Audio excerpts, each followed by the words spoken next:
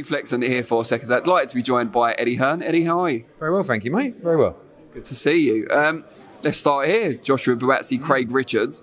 You talked on the stage about how fighters shouldn't wait around for a world title shot. Was the fact that it was a bit delayed, particularly in Buatsi's case, that make it a lot easier to make?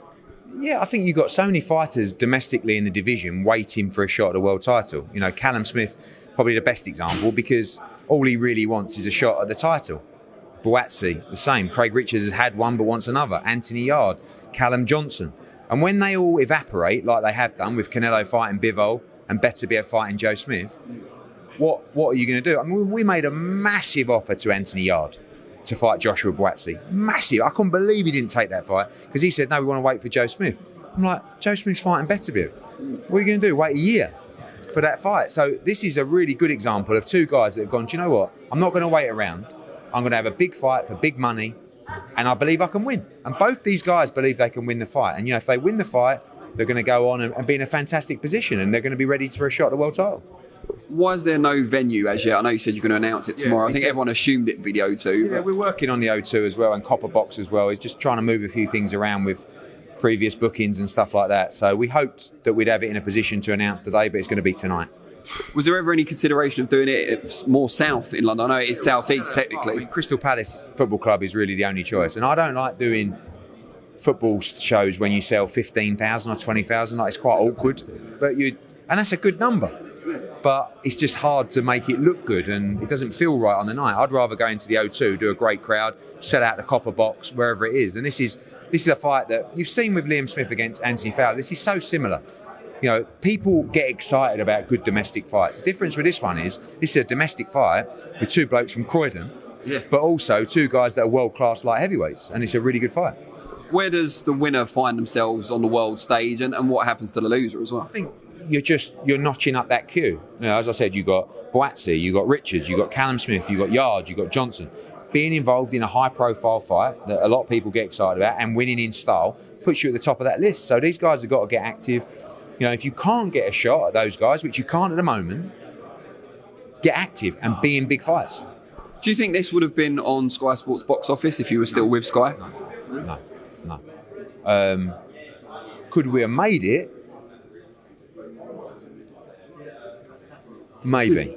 It financially would have been difficult to pay them what they're getting and to make it. But I don't think it's a box office fight. No. I mean, I think that it's a really good domestic fight. But, you know, I wouldn't have been putting this on Sky box office. Any hints on the undercard?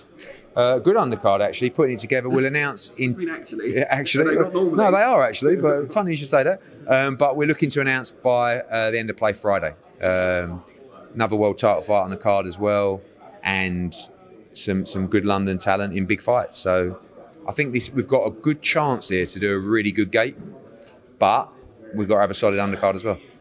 Fraser Clarke, not your biggest fan, it appears. Spoke to him yesterday. I heard you kind of explaining it a little bit earlier, but just give us the lowdown on why he was cropped out of the picture. Obviously, never stand at the end, I guess, is the lesson. AJ posted the picture. I thought I know this sounds arrogant, but I thought I looked really handsome. But the problem was, it was too far away. So I wanted to send it out again, but I needed to zoom in so you could really see how well I looked. You're handsome. This is honest truth, right? I know it sounds terrible. What have you been doing? Just I've lost like a stone and a half. I'm 42 years old, but like, you know, you have to think at some point is, do I get the call for James Bond? And that's I don't know if that's coming, but anyway, back to the story. Yeah. I zoomed in, and as I zoomed in, like obviously the sides are going like that. Yeah. I've got AJ on one end, and I've got Joe Joyce on the other end. Joe Joyce is not with Matchroom. So I thought, we're going to have to lose a man. And if I'm going to lose a man from that picture, it's going to be Joe Joyce. So I love Joe Joyce. You mean Fraser Clarke? What? I've said that in an interview earlier, yeah. Fraser Clarke. And I'm going to lose Fraser Clarke. So that was it. Would you have lost Joe Joyce? Yeah. Oh, yeah, definitely, yeah. He's not with us either. So I didn't expect it to get such good traction, but it was good for Fraser Clarke, you know, because he got more publicity than he's had for ages out of that. So... And I didn't even intentionally get rid of him because I love Fraser. He knows that. But so it's just narcissism, basically, on your part. Pretty much, yeah. But you know, it's sometimes for Instagram you've got to make sacrifices in the post. And we had to lose a man for the zoom in. And the man down was Fraser Clarke, so I apologise, but I still love Big Fraser. I hope he gets well soon as well. I didn't realise he broke his hand. Yeah. But, yeah. He was like punching a wall when he saw the picture. Yeah. He had a bit of a pop at DAZN as well, declaring interest. We're sponsored by DAZN at the moment, so that was a bit awkward. But no more awkward when Frank Warren had a pop at DAZN recently as well. Frank Warren suggests that they've only got 20,000 UK subscribers. Firstly, I would say, I mean, when I speak to DAZN, I say, you should just release your numbers. Frank Warren, if he said that, I mean, let me tell you something now. I will get the figures from that show that was on Saturday, if you can call it a show, Avanesian against Metz. One of the worst bits of matchmaking I've ever seen. Do you imagine if I did Avanesian Metz as a main event? I mean, embarrassing, right? And I'll get the viewing figures from the previous BT Sports show, which I can't remember who headlined that one. And DAZN's numbers will beat those shows comfortably. Conlon Wood, Warrington Martinez. These are people that talk absolute rubbish. Rubbish. But that's okay. Keep doing what you're doing with Avanesian Metz and the other one at York Hall. And we'll keep doing Conlon against Wood. We'll do Warrington against Martinez. We'll do Taylor against Serrano. We'll do Canelo against Bivol. We'll have Golovkin against Murata on the platform. So, you know. Canelo Bivol is pay-per-view, though. One of those is not like the others. No, not in the UK. Okay, there you go.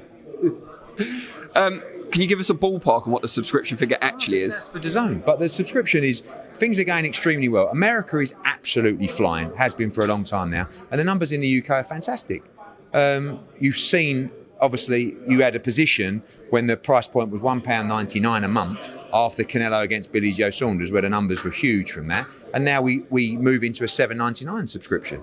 But, you know, we see great sign-ups for Conlon against Wood. You're going to see great sign-ups again this weekend and a very solid viewership as well. And it's a global platform. So, you know, I mean, I can't believe he said that. But anyway, nothing surprises me.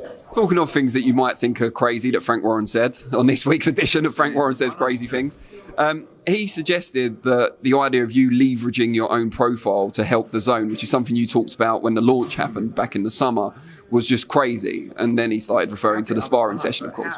How? I mean, look, honestly, I look at Frank Warren in these interviews. I saw that interview. I mean, do we not feel I have a big profile in the world of boxing? I mean, that's the reason I was paid record-breaking numbers for deals with DAZN, because of the fighters we represent, the shows that we put on, and my profile and the ability of Matchroom. But I just worry about Frank. Like, I see these interviews, and I've never seen someone so angry. He goes around, people tell me that he goes around showing people things on the phone, like to random people, going, have you seen this? Have you seen this from Hearn? You've got a mole in Queensbury Promotions, is what you're saying? No, people just tell me all the time. But it's like if my dad was behaving like that, I would say to my, Bazzy, you've got to calm down, mate. Like Frank's, what is Frank? 70 something? 70? 80? I don't know. But he's definitely 70 something. But I would say to him, I would honestly say, listen, you've got to have a sit down. And I admire the passion, I really do. But you've got to have some happiness in your life. And I just look at him and think, how unhappy are you? But I've never known anyone just talk about me in every interview, non-stop. Part of it is, I actually find it very, very complimentary, but I'm more concerned about just get over it. This has been, for the last 10 years, you haven't stopped talking about me. Worry about your own business. On the subject of his own business, he's obviously got a show going ahead on the same night as Buatsi and Richards, Zach Parker in Derby. Was that intentional on your part? No. I mean, we've had this fight plan, this date plan with DAZN for 4 or 5 weeks. We found out, 3 or 4 days ago, that May 21st was the date for them. It is what it is. Look at this weekend, Danny. It makes you want to put on a bigger show. Because this weekend, and we won't have the biggest show every weekend, but this weekend, I think, granted, we have the biggest show. Right? Warrington against Kiko Martinez, 12,000 people in Leeds. Sky have got a show. Probellum have got a show on a Friday night. It's just how it's going to be every single weekend. We've got to just put on the best show we can in competition to win the eyeballs. Never ideal. Look at last Saturday. Warren had his show. UFC had an event. Pro Bellum had an event on Saturday night. It's how it's going to be. Now, just talking about some other subjects, Joshua Buatsi, I read the Metro on the way here actually, and you were quoted as saying you think that's going to be next, probably around June time. I guess the situation's always evolving in Ukraine, but is that still the case? I thought it was, and then I saw Vasily Lomachenko last night saying that he was no longer going to put himself forward for the Kambosos fight, and I think that puts Usyk in a tough spot where he may have to do the same. We need answers now, really. I've kind of given the time and respected the situation, of which I still do, but we need answers. And the answer we need is, will you be ready for June? And if you won't, we'll delay, no problem, take the time you need, but we need to fight. And hopefully we can get that decision this week. Before you felt that this was going to happen, was there a front runner in place for Joshua's interim fight should it happen? I hadn't really thought about it in that kind of depth. I mean, look, for me, with a new training team, preparing for Usyk, you should fight a southpaw. There's only 3 southpaws really at that level. Luis Ortiz, Otto Warlin and Zhilei Zhang. Just announced Hrgovic against Zhang final eliminator, so you've got the other 2. Got Joe Joyce, he's doing a good job of calling AJ out every day. AJ talks about Wilder, is he really going to be ready in June? So I haven't, I've spoken to people that have reached out to me, are Otto Warlin's team, Luis Ortiz's team, Trevor Bryan's team. Joe Joyce? No, not had any approach from Joe Joyce. Unless you confused him for Fraser Clarke. Yeah, so that's it. And I don't want to start going through that process until I know if it's a real possibility. But we need to know if it is a possibility, because June will be upon us shortly. You had any recent talks with Dillian White at all? I know he's hard at work in Portugal preparing for the Fury fight, but have you heard from him? Not really. Spoke to his team, I think last week. Obviously, same team that looks after Fabio Wardley and Babic, so we talk all the time. But no, just training hard in Portugal, and still arguments going on behind the scenes, but I'm sure they'll make it to the ring. And you mentioned Pro Bellum earlier. I know you're not afraid of the tougher questions. There was a tweet that came out over the last couple of days linking them directly with Daniel Kinahan, who we've discussed before. There's always been a suggestion that they were working together, but now I'm not going to say hard facts because I'm verified whose Twitter account it is. But what do you make of... I've seen the post either. I mean, I was with Richard Schaefer today at TalkSport. I know Pro Bellum are being very aggressive in the marketplace. They've just done a new deal with Eurosport and Discovery. My dealings on the Pro Bellum fighters are with Richard Schaefer, which approached me today about Sonny Edwards and Julio Cesar Martinez. Talking of Kinahan, he's obviously been involved in big fights in the past. When you're negotiating a fight, is it always just about who the best person is to talk to, who's directly involved with the fighter? Do you ever think about the optics and the outside influences, that kind of thing? I think when you want to make a fight, you make the fight with the person who has the responsibility of making the fight. Tyson Fury was a great example. It's been widely, Josh Taylor, Jack Catterall, these fighters as well. So everything's on an individual basis. If I'm looking to make a fight with Sonny Edwards, for example, if you'd speak to, Pro Bellum and Richard Schaefer. If I'm looking to make a fight with Andy Ruiz, I'll speak to Luis de Cubas, who works with him. So it's just case by case, really. And every fighter has a manager or an advisor that represents them, and obviously there are many of them. Brilliant. Really appreciate your time, Eddie, and good luck with the show. Cheers, mate.